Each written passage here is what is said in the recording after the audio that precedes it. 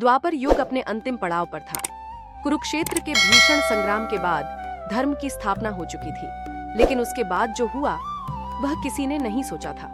गांधारी के श्राप और स्वयं यादवों के अहंकार ने उनके विनाश की नींव रख दी थी। श्री कृष्ण, जो साक्षात नारायण थे, फिर भी मानव देह में इस विनाश को बस शांत दृष्टि से देख रहे थे, जैसे कोई संत अपने ही द्वारा बनाए संसार के परिवर्तन को स्वीकार कर रहा हो। यादवों का संहार हो चुका था।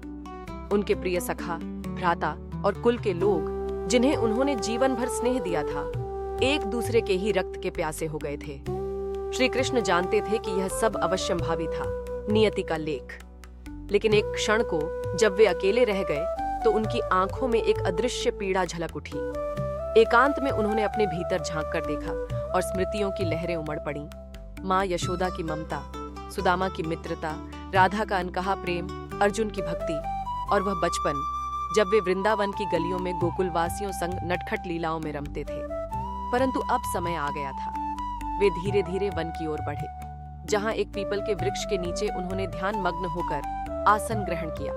उनकी आंखें बंद थीं, लेकिन मन शांत था, जैसे जल की लहरें थम गई हों। उसी क्षण जरा नामक एक शिकारी, जो भूख से व्याकुल था, उन्हें एक हिरण का रूप समझकर तीर चला देता है। तीर कृष्ण के चरण में जाकर लगता है।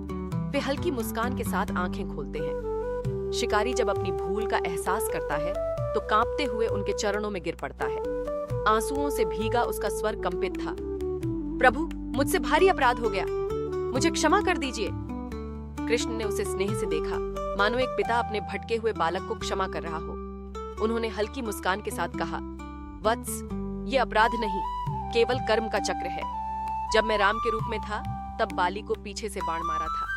आज वह कर्म पूर्ण हुआ है। इस संसार में कोई भी कर्म बिना फल के नहीं रहता। उनके शब्दों में न शोक था, न पश्चाताप, बस एक दिव्य शांति थी।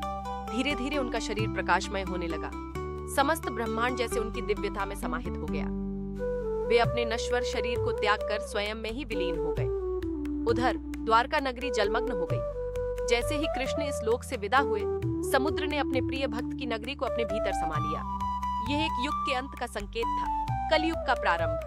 परंतु कृष्ण न कभी जन्मे थे, न कभी मरे। वे सदा थे, सदा रहेंगे।